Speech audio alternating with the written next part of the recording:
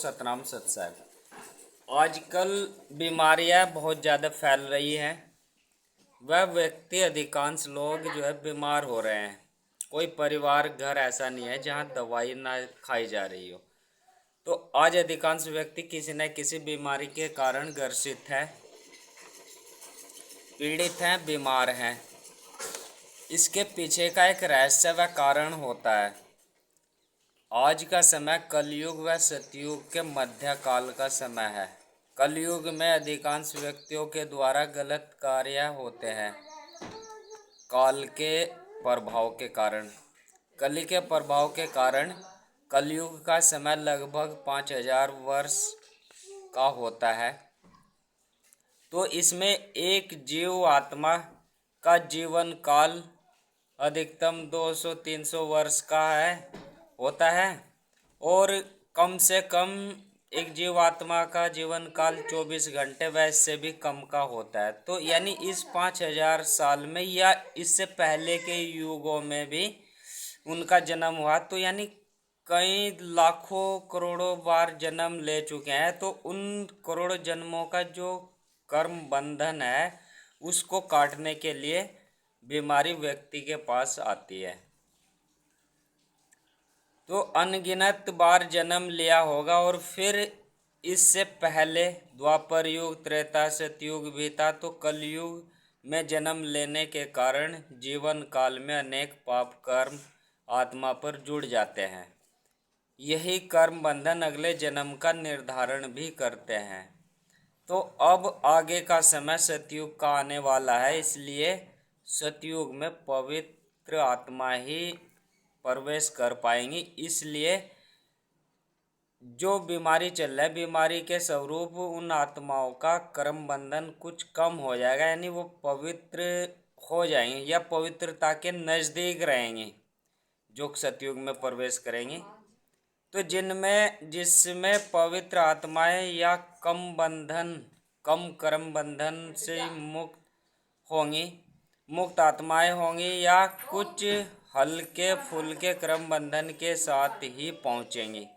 तो इस समय में अधिकांश व्यक्ति इसलिए बीमार हो रहे हैं कि उनके कर्म बंधन बीमारी के कारण खत्म हो जाएंगे। और वास्तव में कर्म बंधन बीमारी व दुख, रोग व अन्य आर्थिक परेशानी के कारण कर्म बंधन खत्म होते हैं। और जो पूर्व के प्रारब्ध के कर्म बंधन खत्म होते हैं वह ध्यान योग करके अनंतनाद को सुन करके खत्म होते हैं। और अधिक समय तक बीमार रहने के कारण व्यक्ति का मन भी पवित्र व समता युक्त हो जाता है, यानी वह आध्यात्मिकता की ओर मुड़ जाता है। बीमारी के कारण व्यक्ति का मन पवित्र हो जाता है, वह गलत कार्य करने की फिर से सोचता ही नहीं। और जो वह उसके द्वारा पहले गलत कार्य किए गए तो उनके विषय में सोचता है कि ऐसे मैंने क्यों किया। तो उसके लिए वह ध्यान योग व ईश्वर की ओर मुड़ता है अपने धर्म के अनुसार। एक कहावत भी है कि जिस सोने की अग्नि में ज़्यादा पिटाई व कुटाई की जाती है सुनार के द्वारा, तो वह सोना उतना ही अधिक कीमती व मूल्यवान आभूषण के रूप में बन जाता है, वह उच्च गुणवत्ता युक्त हो जाता है।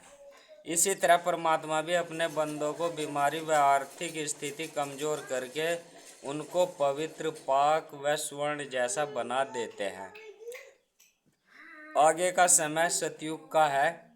तो कर्म बंधनों से मुक्त आत्माएं, यानी जो जिनके कर्म बंधन होंगे, अधिक कर्म बंधन होंगे, तो वह सतयुग में प्रवेश नहीं कर पाएंगे। और जिनके कर्म बंधन खत्म हो जाएंगे या ना के बराबर रहेंगे, नगण्य रहेंगे, तो वह आत्माएं आगे प्रवेश कर पाएंगी। इसलिए इस समय बीमार होकर के कर्म बंधन खत्म या कम हो रहे हैं, जिससे उनका प्रवेश सतयुग में हो जाएगा। और सतयुग के समय में मनुष्य भक्ति भाव से परिपूर्ण और आनंद व सुखपूर्वक रहता है। यानी सतयुग के मनुष्य का जो आधार होता है वह भक्तिपूर्ण होता है। अधिकतर यानी 99% या 100% व्यक्ति ईश्वर में उनका मन रहता है और सुख और आनंद पूर्वक सभी लोग रहते हैं। वहाँ किसी तरह का कोई अवगुण नहीं होता है। वहाँ संयम, क्षमा, संतोष, विवेक और विनम्रता गुणों युक्त वाली आत्माएं निवास करती हैं, शरीर धारण करते हैं। इसी कारण से आज ज़्यादा बीमारी आ रही हैं। तो यदि किसी व्यक्ति वास्तव में बीमार है तो वह अपने आप को सौभाग्यशाली समझे, क्योंकि उसके कर्म बंधन खत्म हो रहे हैं और वह सतयुग में प्रवेश करने लायक वह योग्य हो रहा है। लेकिन इसी बीच में यदि वह ईश्वर की ओर मुड़ जाता है, अध्यात्म की ओर मुड़ जाता है, ध्यान योग की ओर मुड़ जाता है, तो यह जो है बहुत ही अच्छा अवसर है। तो आइए इस ओर मुड़े, ध्यान योग करें। सतनाम सत्संग।